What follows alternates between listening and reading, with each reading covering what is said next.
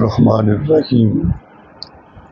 انسان میں عمومی طور پر ہرس، حسد، لالچ یہ بہت زیادہ پایا جاتا ہے، اور انسان کی لالچ کا جو پیالہ ہے نا وہ کبھی بھی بھر نہیں سکتا، کیونکہ اس میں ناشکری کے سوراخ ہوتے ہیں جو اس کو بھرنے نہیں دیتے۔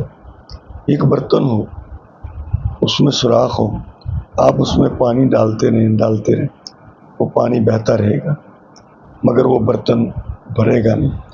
اسی طرح جس کے دل میں لالچ بس چکا ہو، وہ دل کو جتنا مرضی بھرتے رہو وہ دل کبھی بھرے گا نہیں، اور کی تمنا کرتا رہے۔ اگر ایک کھیت سونے کا ہے تو اس کی تمنا ہوگی کہ اگلا کھیت بھی، دوسرا کھیت بھی سونے کا ہو جائے، اور انسان کے اس ہرس کو قبر کی مٹی ہی بھر سکتی ہے۔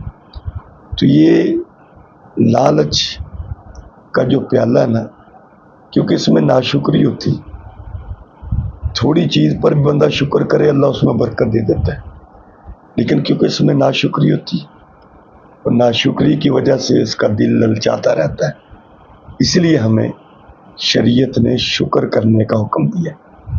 ہم کھائیں تو اللہ کا نام لے کر، کھا لیا تو الحمدللہ کہہ دیں یا اللہ تیرا شکر ہے۔ پانی پی رہے ہیں تو اللہ کا نام لے کر، پانی پی لیا ہے تو اللہ کا شکر ادا کریں۔